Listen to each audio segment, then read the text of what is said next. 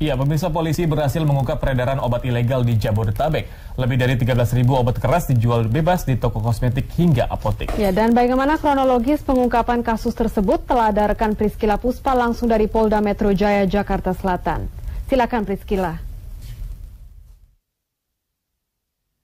Ya, Reva, Vandana dan juga pemirsa, sebanyak 7 orang ditangkap oleh polisi lantaran kedapatan menjual obat-obatan ilegal yang diduga termasuk dalam daftar obat G. Dan pelaku yang diciduk oleh polisi ini merupakan pemilik dari toko kosmetik dan obat-obatan. Dan untuk mengetahui bagaimana kronologi pengungkapan kasus penjualan obatan ilegal, saat ini saya sudah bersama dengan Kabid Humas Polda Metro Jaya, Kombes Pol Argo Yuwono. Selamat malam, Bapak. Selamat malam, Pak. Pak, ini boleh dijelaskan kronologi penangkapan, apakah berapa lama polisi untuk bisa menciduk 7 orang pelaku penjual obatan ilegal ini, Pak? Jadi ini kan berawal daripada kasus yang sama ya, yang dilakukan oleh Polsek Kembangan untuk menemukan daftar G juga ya. Kemudian setelah itu baru kita kembangkan, kita analisa bahwa yang membeli itu banyak ya, yang menjual juga banyak. Nah, karena dari Polda Metro Jaya, terutama dari Imdak ya, Krimsus melakukan operasi ya, membentuk tim, kemudian melakukan operasi. Ada di wilayah 5 lokasi ya, 5 lokasi di Jakarta ini, dan ada 7 TKP yang dilakukan. Dari 7 TKP itu ada 5 adalah toko kosmetik, kemudian dari 2 adalah toko obat. Dan tentunya namanya obat ditarget harus ada dengan resep dokter ya.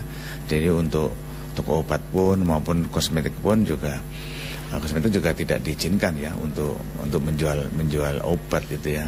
Jadi itu makanya sudah kita lakukan penangkapan dan kita lakukan penahanan mulai malam ini. Pak, itu yang ditangkap 7 orang, barang buktinya seberapa banyak, dan ini proses penangkapan ini dalam satu bulan Januari 2019 sampai Februari awal ini ya, Pak? Ya, jadi ada beberapa barang bukti ya yang kita lakukan penyitaan, yaitu beberapa obat G yang semuanya itu harus dilakukan atau dikonsumsi menggunakan resep dokter. Yang tentunya kalau obat-obatan seperti ini kalau kita gunakan ya, kita gunakan nanti akan ketergantungan ya. Tergantungan nanti akan berefek pada kegiatan yang lebih tinggi juga bisa. Jadi nanti bisa mengonsumsi ketika narkotika di situ. Berarti bahayanya hampir sama dengan narkoba ya, Pak ya. Tetapi obatan yang dalam masuk obat G ini memang lebih murah, dan untuk yang menjual katanya banyak dan yang membeli banyak. Apakah itu dari kaum anak di bawah umur atau seperti apa, Pak?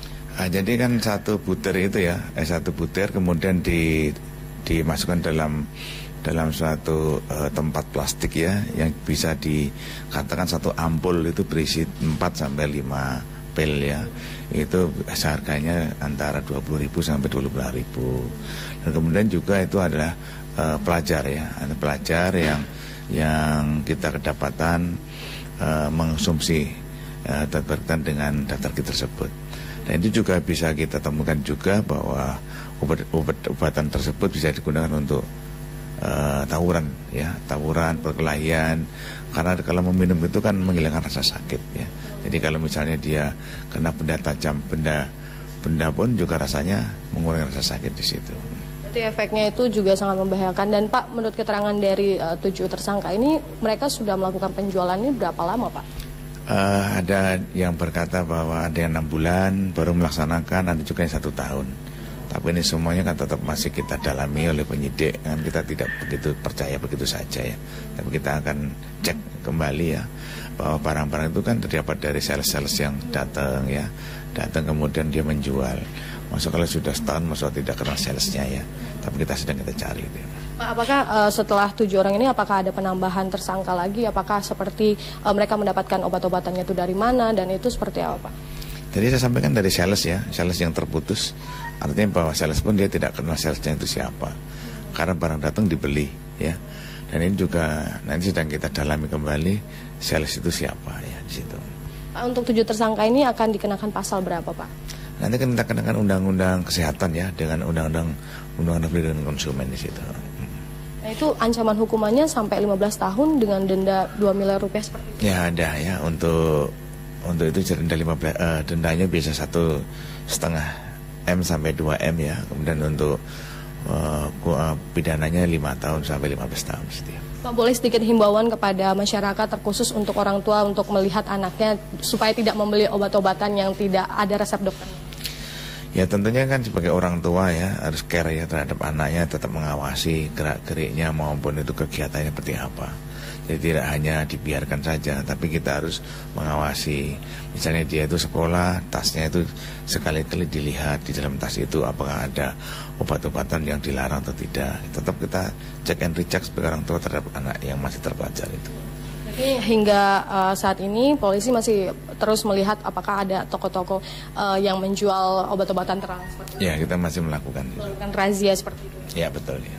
Terima kasih Bapak untuk waktunya dan informasinya. Pemirsa, memang obat-obatan yang tidak ada resep dokter ini bisa berakibat fatal karena bisa menimbulkan kecanduan dan membuat hingga kematian. Untuk itu tetap dihimbau untuk melihat bahwa obat-obatan harus dengan resep dokter. Dengan demikian yang dapat kami sampaikan langsung dari Polda Metro Jaya. Kembali ke studio Reva dan juga Vandana.